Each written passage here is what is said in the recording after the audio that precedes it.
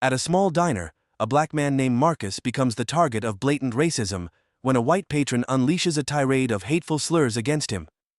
Tension fills the room as most diners remain silent, visibly uncomfortable but unwilling to intervene. The server's hesitant and weak response only allows the situation to escalate further. The story starkly exposes deep-seated societal prejudices, evoking outrage and prompting questions about individual responsibility in confronting injustice. Dr. Lena Caldwell adjusted her silk scarf, a soft burgundy accent against the crisp white of her tailored blazer, and stepped out of her black luxury sedan. The late afternoon sun cast a golden glow on the small-town diner, a place she might not have noticed on a different day. But today, she needed simplicity.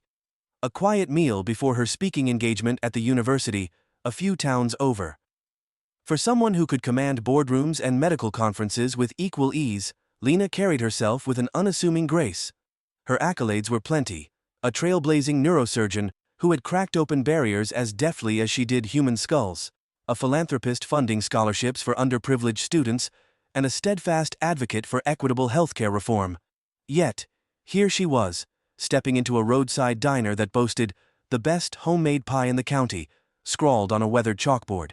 The bell above the door jingled as she entered, and the smell of fried onions and fresh coffee wafted over her.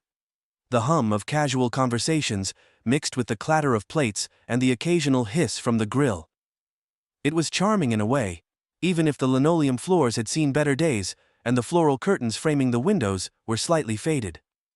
Lena offered a warm smile to the waitress behind the counter, a teenager with her hair tied in a high ponytail who looked up briefly before returning to her phone. Shrugging off the lack of acknowledgement, Lena scanned the room. The tables were mostly full with families and truckers, all seemingly at ease in the cozy chaos of the diner. She found a corner booth near the window and slid into the seat, setting her phone and a hardcover book on the table. Outside, a father lifted his toddler into the bed of an old pickup truck while the mother rummaged through a bag for snacks. The scene brought a small smile to Lena's face, reminding her of quieter moments from her own childhood, before ambition had consumed her life. A shadow fell across the table, and Lena looked up to find a waitress standing there.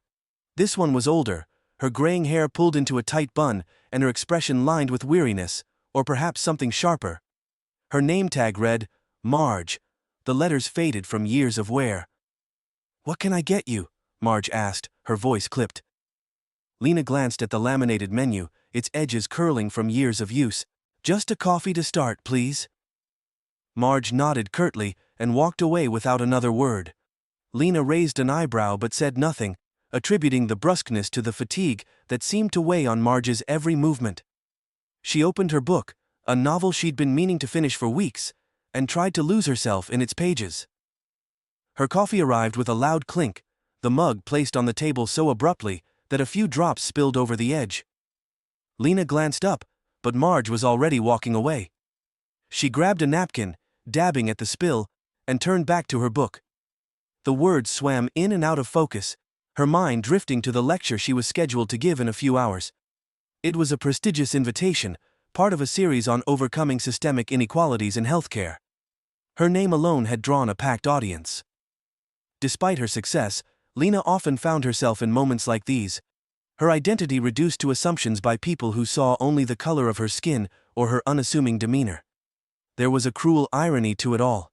She'd worked tirelessly to become the best in her field, yet there were still places where she was invisible, or worse, underestimated. Her thoughts were interrupted by a loud burst of laughter from a nearby table.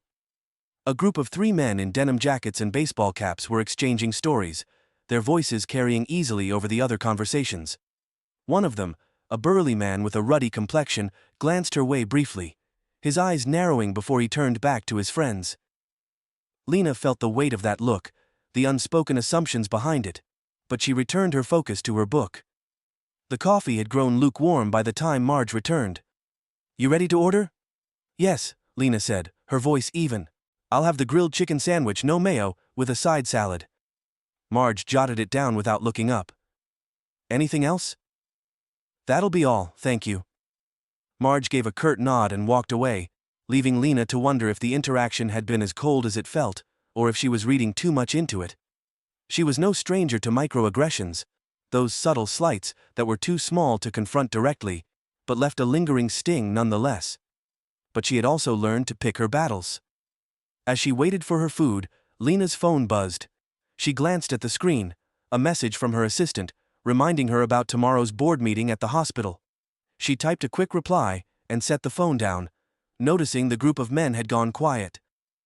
When she looked up, she saw one of them staring openly at her, his expression unreadable, but far from friendly. Lena offered a polite nod, and the man turned back to his table, muttering something that made his companions laugh. The sound grated on her nerves, but she refused to let it show. She had faced far worse than this, both in and out of the operating room. People like him were predictable, their small-mindedness as outdated as the diner's decor. Her meal arrived after what felt like an eternity, the plate set down with the same brusqueness as the coffee. Marge didn't ask if she needed anything else, nor did she refill her water glass, which sat empty. Lena ate slowly, savoring the food despite the lackluster service. It was good, better than she expected, though the atmosphere left much to be desired. Halfway through her meal, the group of men stood to leave. As they passed her table, one of them slowed, his gaze lingering. He tipped his cap in a gesture that felt more mocking than polite. "Enjoying the food, ma'am?" Lena met his gaze evenly. "I am, thank you." He chuckled, shaking his head as he walked out the door with his friends. The bell jingled behind them, and the air in the diner felt lighter, though Lena's chest remained tight. She finished her meal in silence, her thoughts swirling. As she paid her bill at the counter, Marge handed her the receipt. Without meeting her eyes, Lena offered a polite thank you, but received no acknowledgement in return. She left a generous tip regardless. Principle mattered, even when others lacked it. Stepping outside, Lena inhaled deeply, letting the crisp air fill her lungs. She glanced at her watch. There was still time before her lecture. She decided to take a moment to clear her head, walking to a nearby bench shaded by a sprawling oak tree. The sunlight filtered through its leaves, dappling the ground with golden light. Sitting there, Lena let her thoughts settle. She had long ago accepted that her success would never fully shield her from moments like these, but that didn't make them any easier to endure. For now, she focused on what lay ahead, a room full of eager minds waiting to hear her speak, her chance to inspire and educate, to prove once again that she belonged in every room she entered. The diner door opened behind her, and she heard Marge's voice, sharp and indignant, though the words were unclear. Turning her head slightly, Lena saw the waitress standing in the doorway, her expression twisted with irritation. She seemed to be addressing someone just out of view. A new tension prickled at the edge of Lena's awareness. Something was brewing, though she couldn't yet tell what. For now, she remained seated, waiting to see how the scene would unfold. Dr. Lena Caldwell's moment of quiet reflection under the oak tree didn't last long. The sharp voice from the diner grew louder, pulling her attention back toward the building. Marge stood in the doorway, her hands on her hips, glaring at a young man dressed in a mechanic's jumpsuit. His hands were raised in a defensive gesture, his face apologetic as he tried to calm the irate waitress. "Like I told you," the man said, his voice steady but firm. "It wasn't me, I just came to pick up my lunch." Marge scoffed, her tone dripping with disdain. "Sure, you didn't. I know how you people operate. Always sneaking around, looking for something to take." Lena stiffened at the phrase, "you people." The words echoed with a bitter familiarity. The same thinly veiled racism she'd encountered countless times before. She remained seated, her stomach knotting as she watched the exchange unfold. The young man gestured toward his name tag, which read, Aaron. "Look, I've been a regular here for months, you know me. Why would I risk stealing from a place I eat at every day?" Marge crossed her arms, her expression unyielding. "Doesn't matter, I saw you near the register, and now there's $20 missing. You can explain it to the cops." Lena's heart sank, as Marge disappeared back inside, presumably to make good on her threat. Aaron turned, glancing around as though searching for someone who might intervene. His gaze briefly met Lena's, and she saw the frustration and weariness in his eyes. Lena hesitated, weighing whether to step in. She had spent her life navigating these moments, balancing her desire to stand up against injustice with the exhausting reality of what it often cost her. But as she watched Aaron, His shoulders slumped, and his head bowed slightly. She knew she couldn't stay silent. She rose from the bench and approached him. "Excuse me?" she said softly. "Are you okay?" Aaron turned to her, his brow furrowing in surprise. "I'm fine," he said, though his voice betrayed the opposite.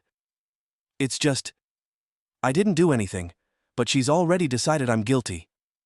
Lena nodded, her jaw tightening. "I saw what happened. If you need someone to vouch for you, I'm happy to help." His eyes widened slightly, a flicker of hope breaking through his frustration. "You'd do that?" "Of course," Lena replied. "I've dealt with people like her before."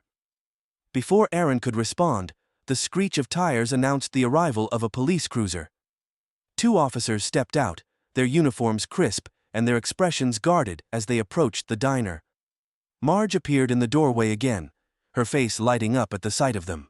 "This way, officers," she called, pointing toward Aaron. "That's the one." Aaron's face fell, and Lena felt her own pulse quicken.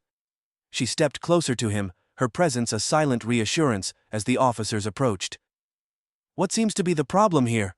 one of them asked, a tall man with graying hair and a name tag that read, "Officer Barnes." Marge launched into her account, embellishing details as she went. According to her, Aaron had been loitering near the register and had bolted as soon as she'd noticed the missing cash. Lena's lips pressed into a thin line, her frustration building as she listened to the one-sided story. "Hold on," Lena interjected, her voice calm but firm. "I was sitting right outside and saw the whole thing. Aaron didn't take anything, he was just picking up his lunch." Barnes turned to her, his expression skeptical. "And you are?" "Dr. Lena Caldwell," she replied, meeting his gaze evenly. "I'm a surgeon and a witness." The other officer, a younger man with sharp features, raised an eyebrow. "A surgeon, huh? What brings you to a place like this?" Lena's spine straightened. The question wasn't hostile, but the implication was clear. Someone of her status didn't belong here. She refused to take the bait. "I was having lunch, just like everyone else." Barnes sighed, clearly uninterested in her credentials. "Look, ma'am, we appreciate the input, but we need to get to the bottom of this." Lena gestured toward Marge. "Then start by asking her if she has any evidence besides her assumptions." Marge's face flushed with indignation. "Evidence? I saw him near the register, and now the money's gone. What more do you need?" "Maybe an actual theft," Lena shot back, her voice sharpening.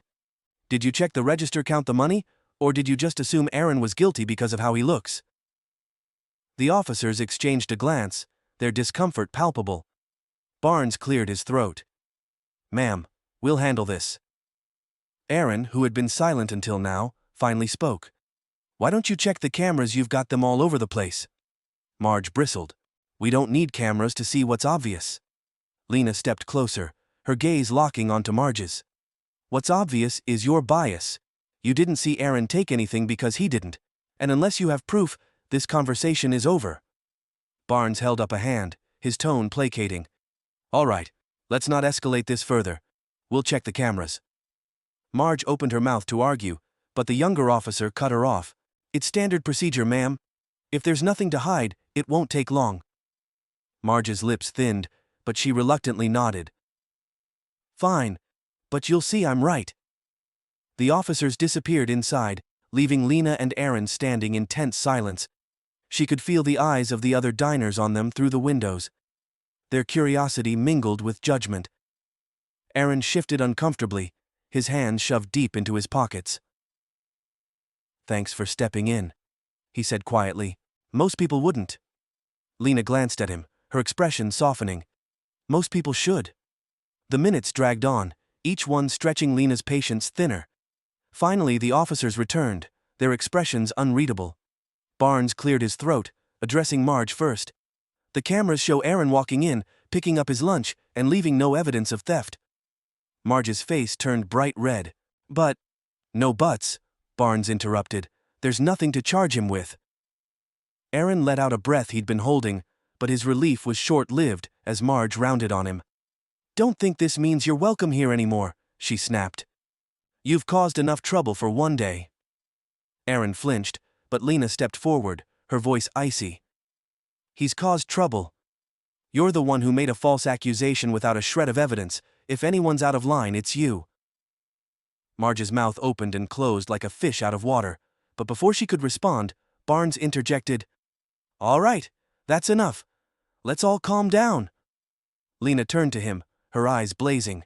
"Calm down! A young black man was nearly arrested because of her baseless assumptions. You should be holding her accountable, not brushing this off." Barnes shifted uncomfortably, clearly eager to defuse the situation without taking sides.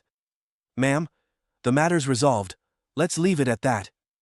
"No," Lena said, her voice steady. "This isn't resolved. This is just another example of how easily people like Marge can weaponize their biases without facing any consequences." Barnes sighed, his patience waning. "If you want to file a complaint, you're welcome to, but right now, we're done here." Lena stared at him for a long moment, her frustration simmering just below the surface. Finally, she turned to Aaron.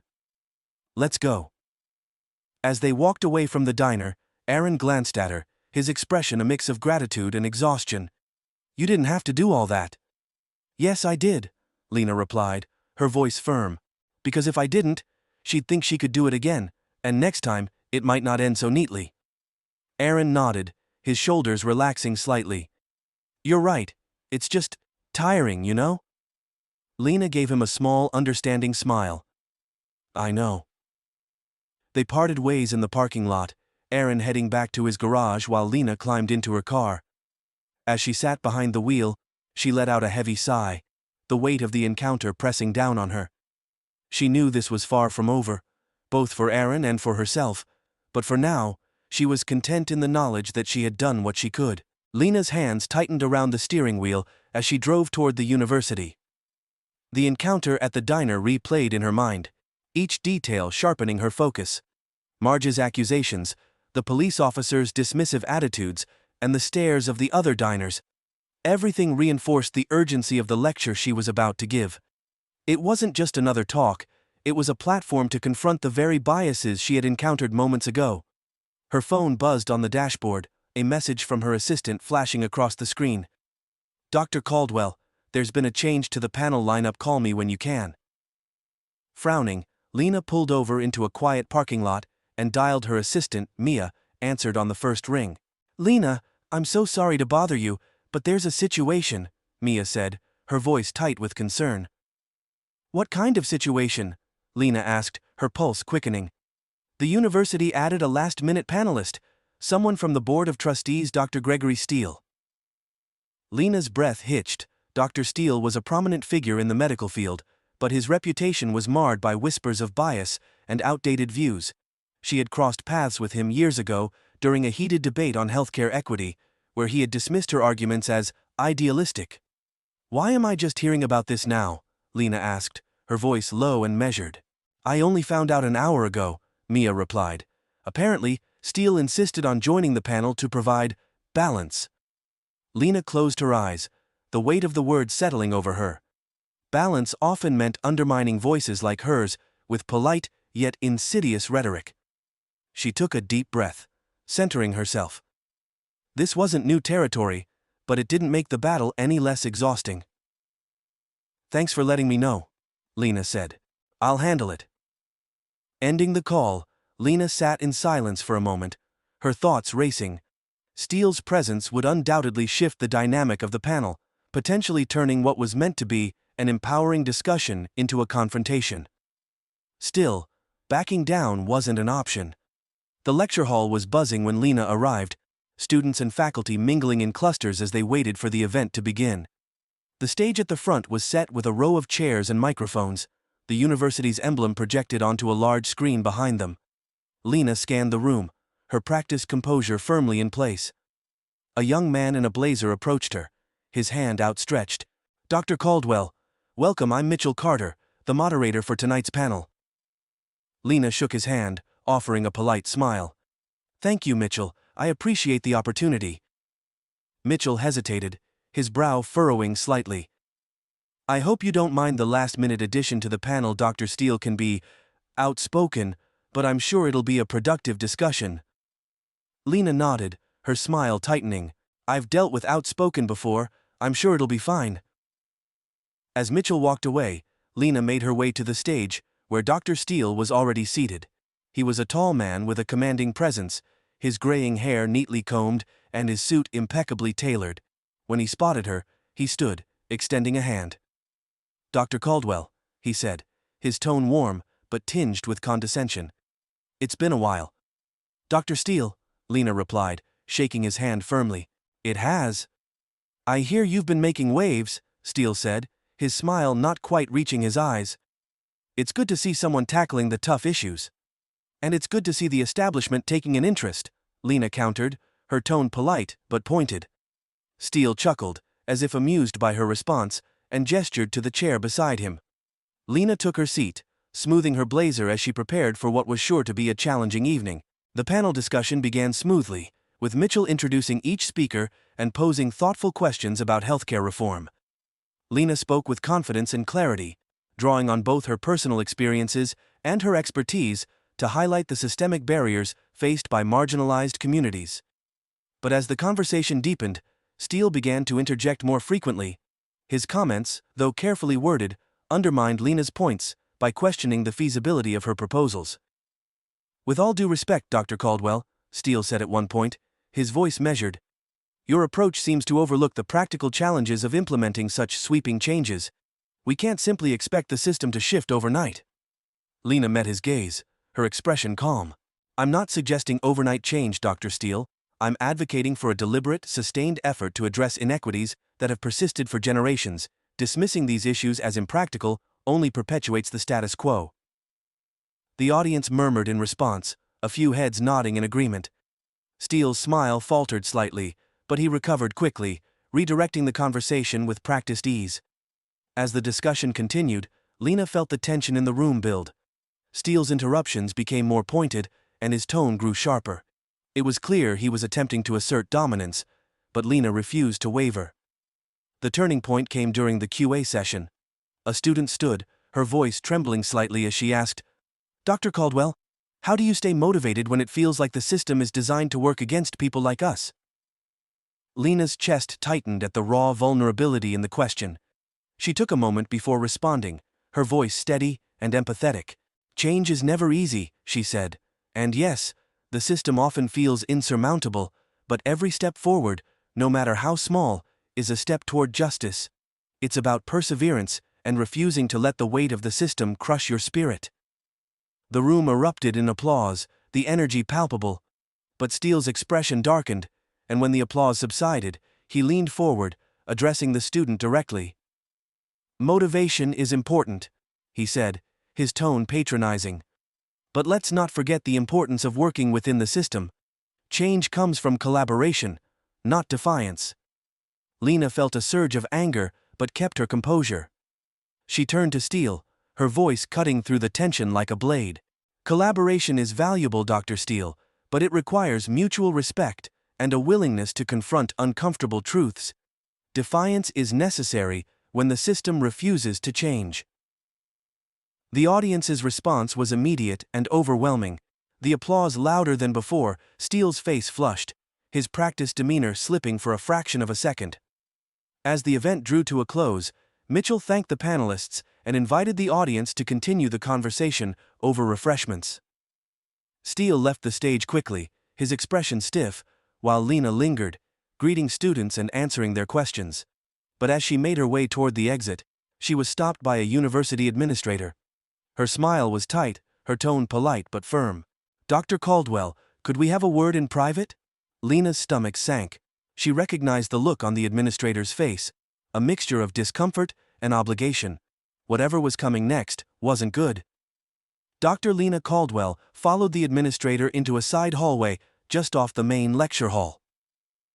The noise of the mingling crowd faded behind her, replaced by the faint hum of the building's fluorescent lights.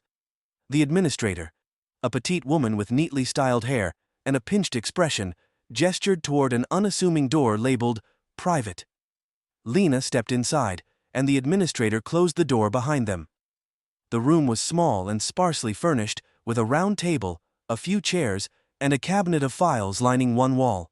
Another figure was already seated, a man in his late 40s with a sharp suit and an even sharper expression, Lena instantly recognized him as Martin Graham, the university's provost. "Dr. Caldwell," Graham said, rising to his feet. His handshake was firm, but perfunctory. "Thank you for joining us." "I wasn't aware I had a choice," Lena replied, her tone polite but edged with steel. "What's this about?" The administrator exchanged a glance with Graham, who gestured for Lena to sit reluctantly. She complied, crossing her legs and folding her hands in her lap, projecting calm, despite the unease prickling at the edges of her composure. "We appreciate the insights you shared tonight," Graham began, his voice measured. "Your contributions to the panel were impactful." Lena raised an eyebrow. "Impactful isn't usually a word people use when they mean to compliment me. Why don't we skip to the point?" Graham's jaw tightened. "We've received some feedback from attendees, particularly from certain influential members of the community, who felt that your comments were, perhaps, unnecessarily inflammatory." Lena felt her chest tighten, but she kept her expression neutral. "Inflammatory? For pointing out systemic inequities, I'd love to hear which comments they found so objectionable." "It's not about the content," the administrator interjected, her tone conciliatory. "It's about the delivery. Some felt that your exchange with Dr. Steele came across as combative." Lena inhaled deeply, steadying herself. She'd seen this play before. Polite reprimands wrapped in the language of diplomacy, meant to silence dissent without seeming overtly oppressive. "I see," Lena said slowly. "And I assume this feedback came from individuals with significant influence over the university." Graham didn't flinch, but his silence spoke volumes. The administrator glanced away, her discomfort evident. "I'm not here to make people comfortable," Lena continued, her voice steady. "I'm here to speak the truth. If that makes certain members of your community uncomfortable, perhaps it's worth examining why." "Dr. Caldwell," Graham said, his tone sharpening, "we invited you here to engage in a constructive dialogue, not to alienate key stakeholders. As a guest of this institution, we expect a level of decorum that fosters collaboration." Lena leaned forward, meeting his gaze head-on. "And what level of decorum do you expect when I'm being undermined on stage by someone who's made a career out of dismissing the very issues I'm trying to address? Or is collaboration just a euphemism for staying silent while others rewrite the narrative?" Graham opened his mouth to respond, but the administrator cut in, her voice brittle with urgency. "No one is asking you to stay silent, Dr. Caldwell. We're simply suggesting a more measured approach." "Measured," Lena repeated, her voice tinged with incredulity. "You mean palatable, diluted, convenient for those who benefit from the status quo?" The room fell into a tense silence, the air crackling with unspoken tension. Lena could see the administrator shift uncomfortably, while Graham's expression hardened into one of restrained irritation. "This isn't productive," Graham said finally, his voice clipped. "We called this meeting to ensure a positive outcome for everyone involved." "No," Lena said, standing abruptly. "You called this meeting to remind me of my place." Graham's eyes narrowed, but he didn't respond. Lena turned to the administrator, her expression unyielding. "If you expect me to apologize for making people uncomfortable with the truth, you're wasting your time. My responsibility isn't to coddle those who perpetuate inequity, it's to challenge them." She straightened her blazer and turned toward the door. "Now, if there's nothing else, I have a lecture to finish." As she reached for the doorknob, the administrator's voice stopped her. "Dr. Caldwell, I'd advise caution. The board values Dr. Steele's contributions to this university. Any further conflicts could jeopardize future opportunities." Lena turned slowly, her expression unreadable. "Thank you for your concern," she said evenly. "But I've learned that opportunities tied to silence aren't opportunities at all." With that, she left the room, her heels clicking against the linoleum as she strode down the hallway. Her pulse was pounding, a mixture of anger and resolve propelling her forward. She had no intention of backing down, especially not now. Back in the lecture hall, the energy had shifted. Conversations hummed with an undercurrent of tension, and Lena could feel the weight of countless eyes on her as she re-entered the room. Mitchell approached her hesitantly, his expression a mix of concern and uncertainty. "Dr. Caldwell," he said quietly. "Everything okay?" "Define okay," Lena replied, her tone wry but not unkind. I take it you've heard something? Mitchell nodded, glancing around before leaning in.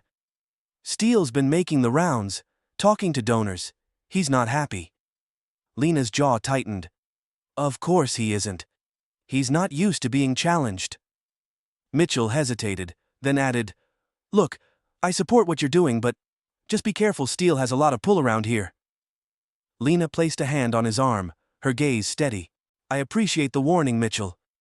But I've been careful my whole life, and I've learned that the only way to create change is to stop playing by their rules. Mitchell looked at her for a long moment before nodding. For what it's worth? I think you're right. Lena gave him a faint smile. It's worth a lot. Thank you. As the evening wore on, the tension reached a boiling point. Steele, emboldened by his allies, began openly dismissing Lena's points, framing his arguments as pragmatic while subtly undermining her expertise. The audience, initially supportive of Lena, began to splinter, some shifting uncomfortably, while others nodded along with Steele's rhetoric. Lena felt the pressure mounting, but refused to let it shake her resolve. She waited for her moment, carefully choosing when to interject. When Steele launched into a monologue about the limitations of equity-based policies, she saw her opening. Dr. Steele, she said, her voice cutting through his words like a scalpel, you speak of limitations as though they're inevitable, but what you're really describing are choices. Choices made by those in power to maintain the status quo. The question isn't whether change is possible. It's whether we have the courage to demand it. The room fell silent, the weight of her words hanging in the air. Steele's expression darkened, his composure slipping for the first time. Dr. Caldwell, he said, his voice icy, idealism is admirable, but it doesn't solve real-world problems. And cynicism doesn't excuse inaction, Lena shot back. Real-world problems require real-world solutions, and that starts with acknowledging the role we all play in perpetuating inequity. The audience erupted into applause, drowning out whatever Steele had been about to say. Lena scanned the crowd, her gaze settling on a group of students in the front row who were visibly moved by her words. It was for them, and for everyone like them, that she refused to back down. But even as the applause surged around her, Lena knew the battle wasn't over. The glances exchanged by Steele and his allies, the murmurs among the donors, and the tension in the university's leadership, all of it pointed to an imminent confrontation. The applause still echoed in the lecture hall when Dr. Lena Caldwell descended the stage. She moved with the calm, steady assurance of someone who knew they had just delivered a powerful message. But behind her composure, her instincts buzzed with the awareness that the fight was far from over. She could see it in the tight-lipped expressions of the university board members gathered near the exit, and in the glances exchanged between Dr. Steele and Martin Graham. As she stepped into the hallway, the murmurs of the audience fading behind her, Graham approached, his face carefully blank. Steele trailed close behind, his gaze sharp with barely concealed anger. Mitchell, hovering nearby, shot Lena a worried glance, but didn't intervene. Dr. Caldwell, Graham began, his voice clipped. A moment, please. Lena crossed her arms, planting her feet firmly. Is there a problem? Problem, Steele scoffed, stepping forward. You could call it that. I'd say there's a serious issue when a guest speaker uses a platform like this to disrespect her peers and undermine the university's reputation. Lena met his gaze without flinching. If by undermining the university's reputation you mean challenging your outdated views, then I'm guilty as charged. Graham raised a placating hand, but Steele barreled on. Your grandstanding was unprofessional and divisive. This university has a legacy to uphold, and it doesn't include indulging the fantasies of self-righteous idealists. The words landed like a slap, but Lena remained unmoved. Legacy, she said slowly, her tone laced with steel. Legacy is just another word for preserving privilege, and it's exactly that mindset, the one you're so desperate to defend, that's holding us back.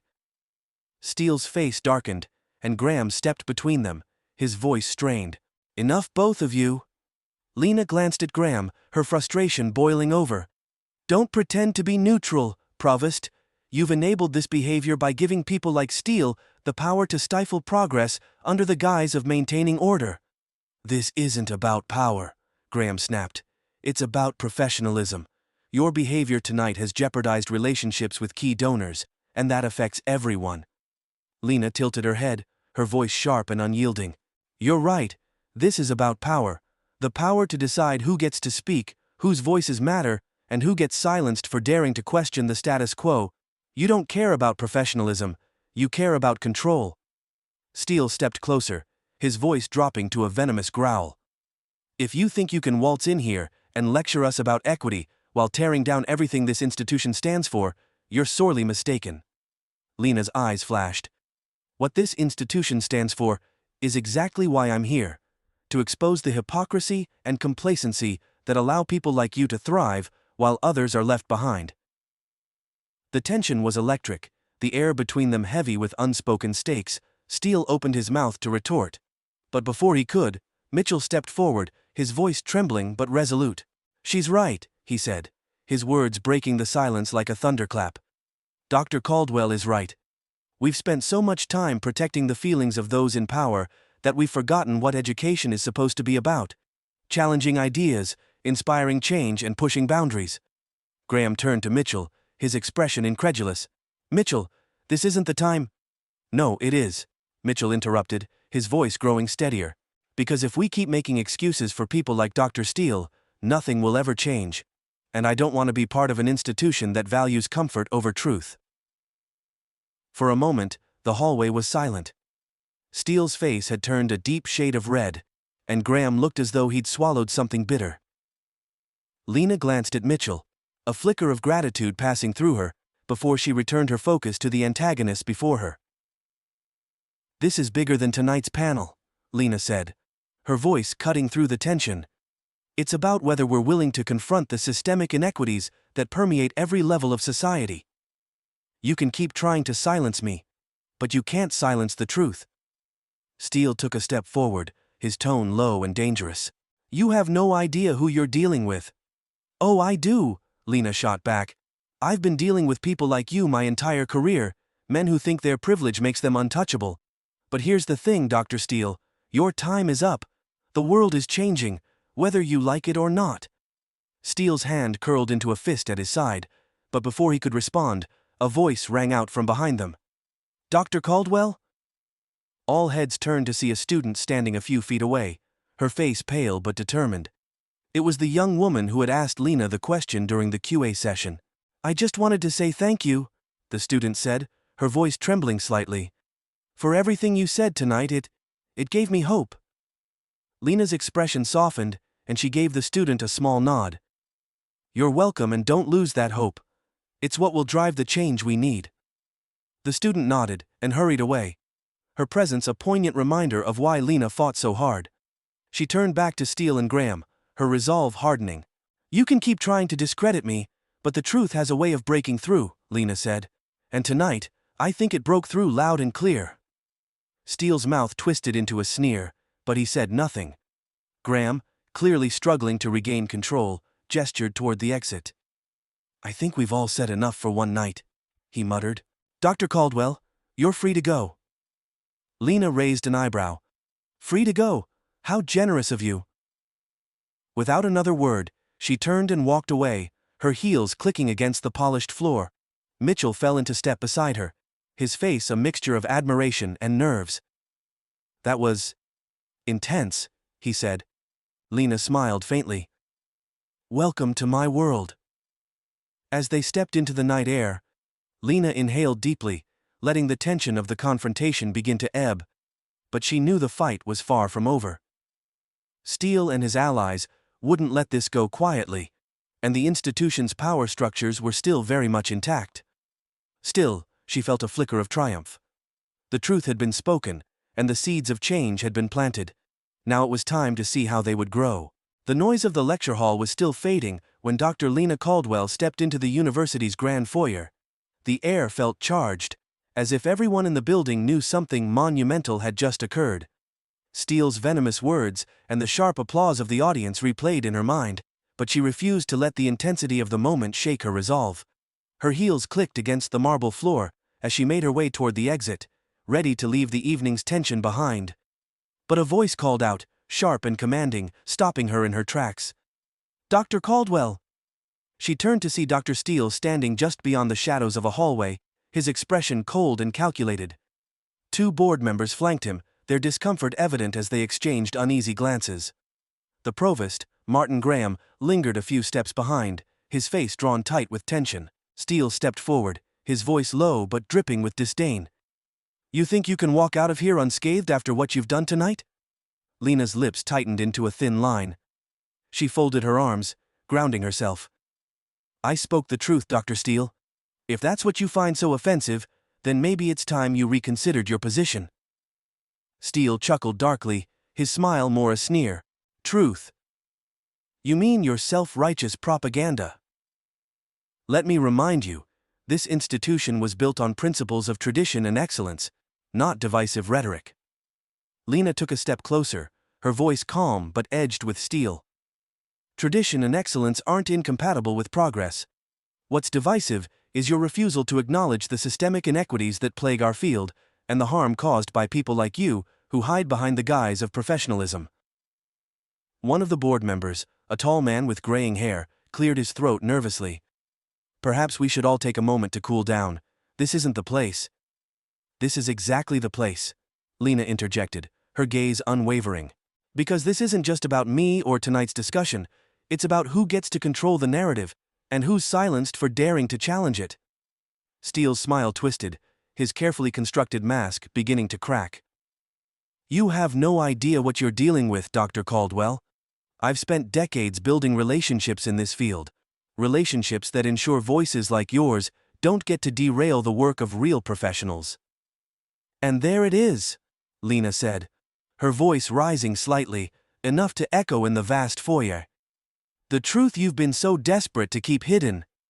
You don't want change because it threatens the power you've spent your life hoarding. You don't care about progress. You care about control." Graham stepped forward, his voice strained. "Dr. Caldwell, enough. This is not the time for personal attacks." Lena turned to him, her expression sharp. "Personal attacks? The only attack here is the one on equity, on progress, on the students and professionals who look up to this institution and deserve better than the hypocrisy it currently enables." As her words hung in the air, a small group of students and faculty began gathering near the edges of the foyer, drawn by the escalating tension. Their presence added weight to the moment, their curious and concerned faces a silent reminder of the stakes. Steele's voice dropped, dangerous and low. "You think you're some kind of martyr, don't you? Someone who can tear down decades of work with a few impassioned speeches." "I don't need to tear anything down," Lena replied, stepping closer. "Your words and actions are doing that just fine." The crowd around them grew, whispers rippling through the group as more people arrived. Mitchell appeared at the back of the gathering, his face pale but resolute, as he edged closer to Lena. Steele seemed to notice the growing audience for the first time. He straightened, his voice adopting a more measured tone, though the venom lingered beneath the surface. "Dr. Caldwell, I understand your perspective, but your methods are counterproductive. Alienating people won't create change. It will only deepen divisions." Lena's laugh was soft but cutting. "Alienating people? The only people alienated by the truth are those who benefit from the lie. If acknowledging systemic inequity feels like an attack, then maybe you need to question why." A murmur of agreement rippled through the crowd, emboldening Lena. Steele, however, seemed to grow more agitated. His eyes darted to Graham and the board members, as if seeking backup, but their hesitation spoke volumes. Mitchell stepped forward, his voice strong despite the tension. "Dr. Caldwell isn't alienating anyone who matters. She's inspiring us, students, faculty, and professionals who want to see real change, and if you can't see that, then maybe you're the one out of touch." The murmur grew louder, a swell of support building among the crowd. Steele's face darkened, his composure cracking further as he pointed a finger at Lena. "You're out of line," he hissed. "And if you think this little performance will protect you, you're sorely mistaken. I have the influence to ensure you never work with an institution like this again." Lena didn't flinch. Instead, she took another step closer, her voice steady and clear. "You can threaten me all you want, but the truth is already out. You've shown everyone here exactly who you are, and no amount of influence can erase that." The tension reached its breaking point as Steele's face contorted with fury. But before he could respond, a voice cut through the crowd. "Dr. Caldwell is right." It was the student who had approached Lena earlier, her voice trembling, but determined. She stepped forward, her gaze fixed on Steele. "She's right about everything. And people like you, people who refuse to change, you're the problem." Another voice joined in, then another, until the crowd became a chorus of agreement. Students, faculty, and even a few staff members spoke out, their voices rising together in a wave of solidarity. Steele's expression twisted with disbelief as the crowd turned against him, their collective voice drowning out his objections. Lena stood tall, her heart pounding with a mixture of relief and triumph. She turned to face the crowd, her voice carrying over the din.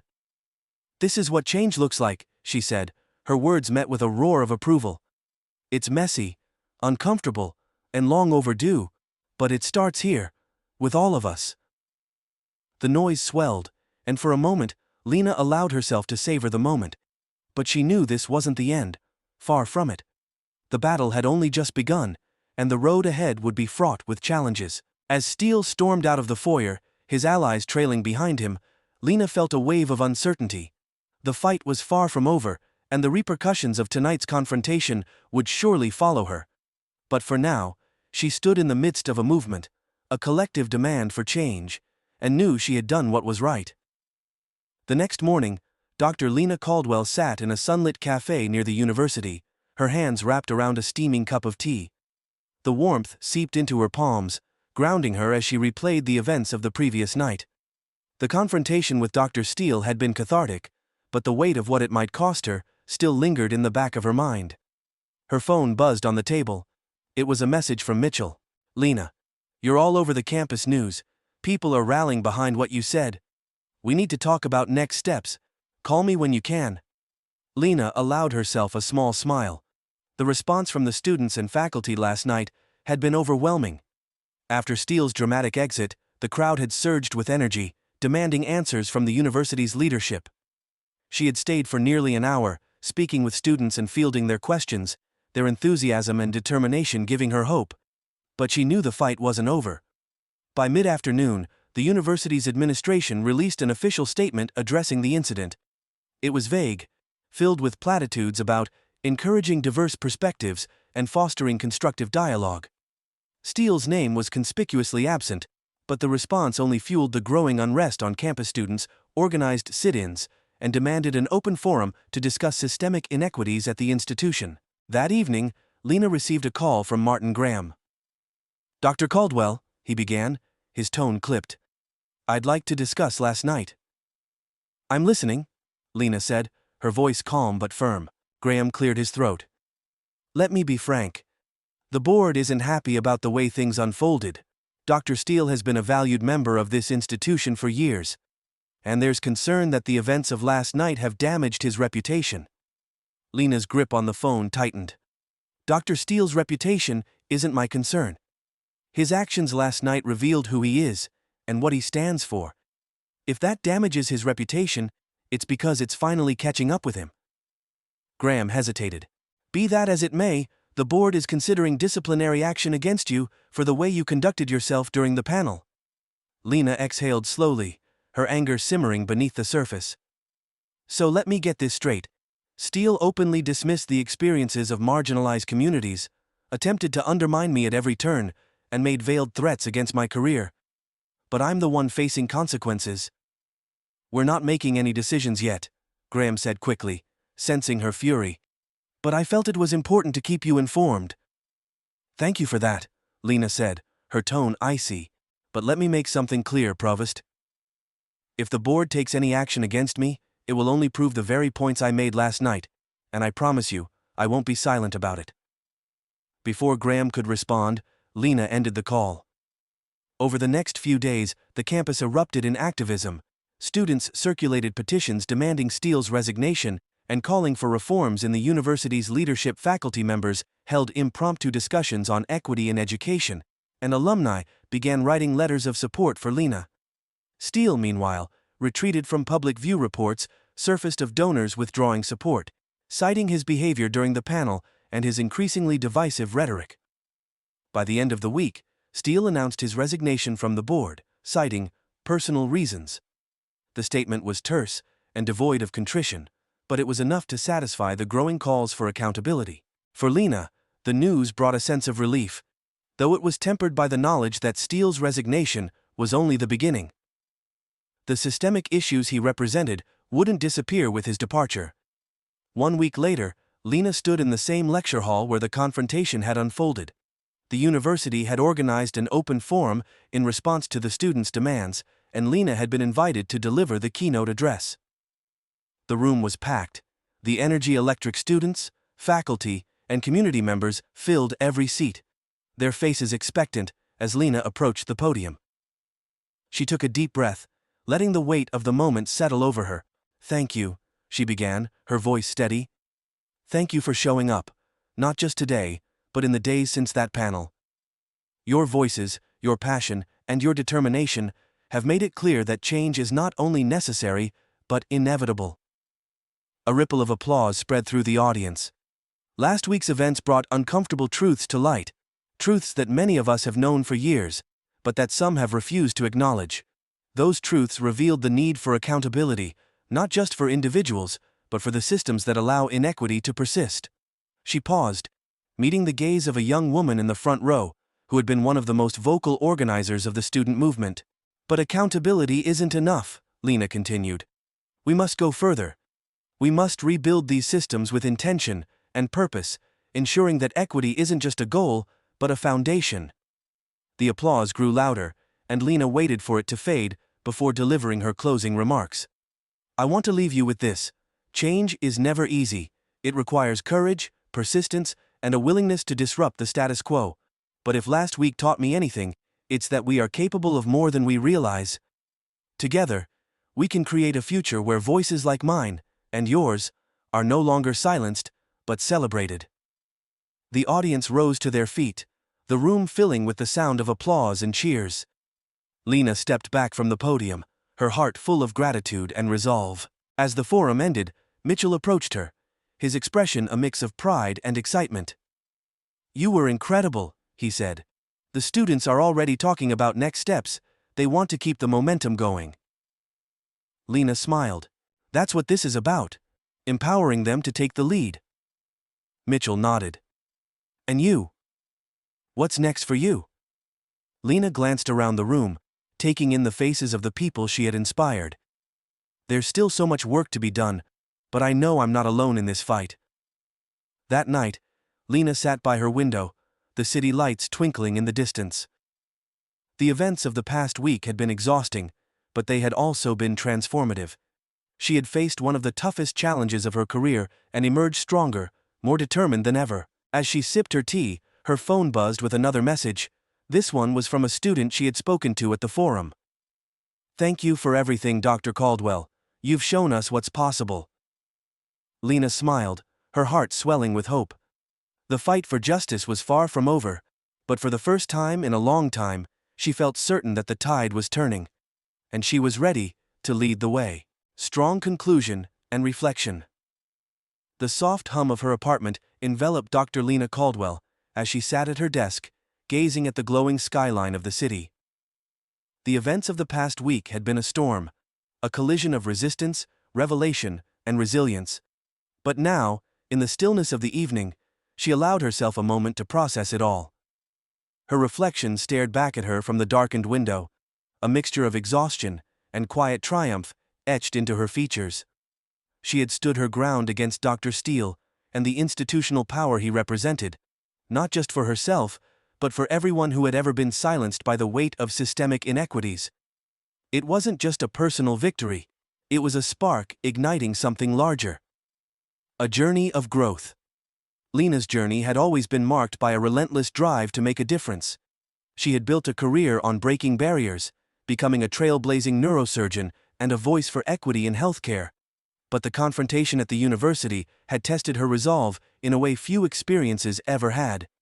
It wasn't just about facing Steele's venomous words or the thinly veiled hostility of the institution's leadership. It was about challenging an entire system that had been designed to maintain its own comfort at the expense of others. In the days that followed, Lena realized just how much she had grown. The younger version of herself might have tempered her words, opting for diplomacy over defiance. But this Lena knew that progress required discomfort. She had learned to embrace the tension, to wield her truth like a blade cutting through complacency. Yet, the confrontation also reminded her of the emotional toll of this fight. There had been moments when the weight of the struggle felt almost unbearable. The pointed glares, the whispers of disapproval, the implicit threats to her career. But through it all, she had drawn strength from the students who had rallied around her, their passion and hope rekindling her own. The ripple effect. What had started as a personal battle quickly grew into a movement. Steele's resignation was a symbolic victory, but it was the wave of activism that followed that truly marked the beginning of change. Students demanded transparency and accountability from the university's leadership, forcing the administration to confront its shortcomings. Faculty members began organizing workshops and panels on systemic inequity, using their platforms to amplify voices that had long been ignored. Lena watched with pride as the university transformed into a crucible of change. It wasn't perfect, real change never was, but it was a start, and that, she realized, was enough for now. The impact extended beyond the campus. News of the confrontation spread, sparking conversations in professional circles and social media alike. Articles and opinion pieces debated the role of institutions in perpetuating inequity, and Lena found herself at the center of a growing movement for reform. She received countless messages of support from colleagues, students, and strangers, each one a reminder of the importance of speaking out. But there were also messages of resistance. Anonymous emails questioning her professionalism, social media comments dismissing her as angry or divisive. They stung, but Lena refused to let them define her. If anything, they reinforced the necessity of her work. Systemic problems, collective solutions.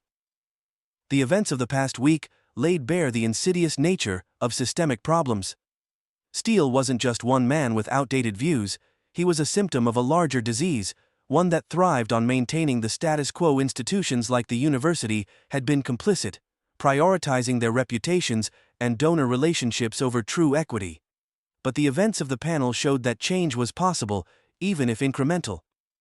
Lena reflected on the broader implications of the confrontation. It wasn't enough to expose individuals like Steele. The systems that empowered them needed to be dismantled and rebuilt. This required more than one person. It required collective effort, sustained pressure, and a willingness to face uncomfortable truths. She thought of the students who had stood beside her, their voices strong and unwavering. They were the future, and their determination gave her hope.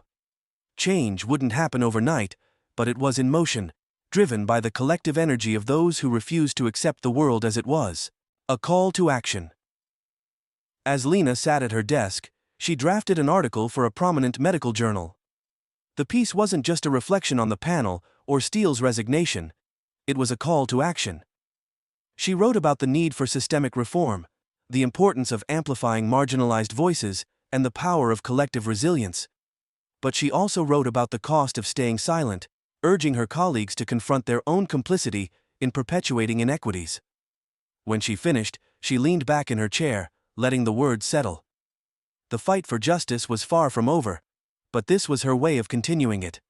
One voice among many, pushing for a better future. Hope and determination. Later that night, Lena received an email from the student who had spoken out during the panel. The message was short but heartfelt. Dr. Caldwell, thank you for showing us what courage looks like. Because of you, I know we can make a difference. Tears pricked Lena's eyes as she read the words. This, she realized, was why she fought so hard. Not for accolades or recognition, but for the possibility of a world where everyone had the opportunity to thrive. She replied with a simple message. Never underestimate your own power. Keep fighting for what's right. You're not alone. Looking ahead. As the city lights twinkled outside her window, Lena allowed herself a moment of quiet satisfaction. The road ahead would be long and fraught with challenges, but she was ready. She had faced one of the toughest battles of her career and emerged stronger, more resolute. For the first time in weeks, Lena felt a deep sense of peace. The world wasn't perfect, but it was moving. Progress was slow, messy, and often painful, but it was happening. And she would continue to fight, not just for herself, but for everyone who needed a voice, a champion, a spark of hope. As she turned off her desk lamp and prepared for bed, Lena carried one thought with her. The fight was far from over, but she was far from finished.